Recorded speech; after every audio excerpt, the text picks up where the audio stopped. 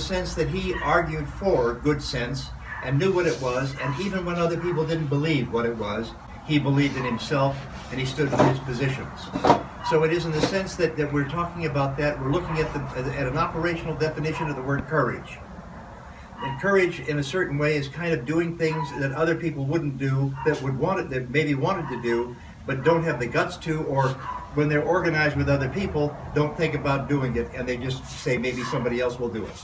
Well, I'm surrounded by a number of people who were the ones that said, okay, we'll do it. So you've strapped yourself in, you've tied yourself down, you've shut yourself out, you've done all kinds of different things. You've hung, you float, in space, you've done all kinds of stuff to make our world a better place. And having you here is special for me, and much of it belongs to this guy right here. He, Carl, and his wife, Carol, took over the other end of our church pew. I was rather surprised by that. That was our church pew, and we were minding our own business, and we had it for weeks and months and stuff, maybe even years, and all of a sudden, these two people showed up, and I looked down there, and there was this guy, and for 2 or 3 church sessions he was there, and he was, of course, always as he is, polite, gentlemanly, and interesting, quiet. And at a certain moment we went out and we were having coffee outside, and we started to chat, and I don't know, there was a synergism between the two of us. And what happened was, I noticed that he was interested in some things about vets, which I'm interested in also. And the next thing you know, we went out, we had lunches together, dinner together, and that kind of stuff. We got to be friends. And at a certain moment, that friendship turned into something more. Because at a certain, look, this is a man who wants wheels on things. He's not interested in ideas, he's interested in action that makes sense.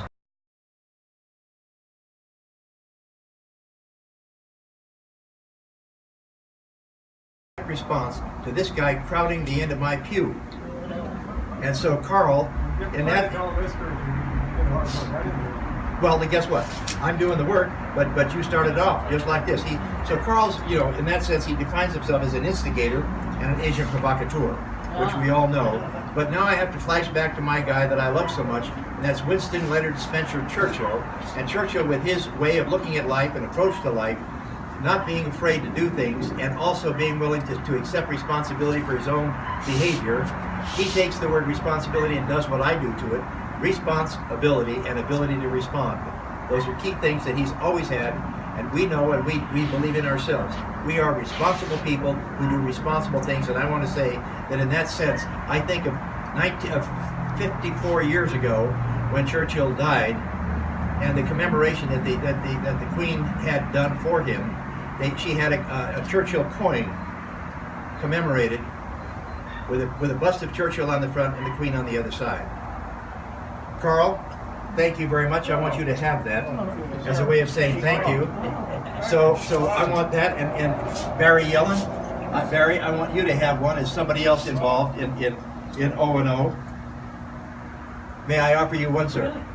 So I have one of these for my board members coming out, and I want to give you one.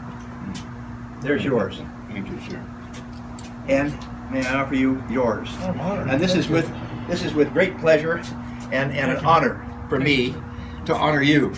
And it is in that sense that 54 years ago, a man died, but when he died, he didn't die alone in terms of not having the same image and ideas.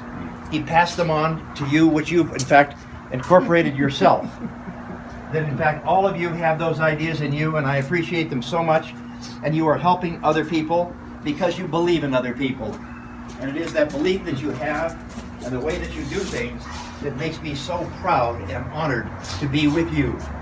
And so that Churchill coin is a reflection of something that was passed on from 54 years ago when he passed away, that you picked up your own way of looking at it and doing it yourself, which you've been doing for many, many years before that even.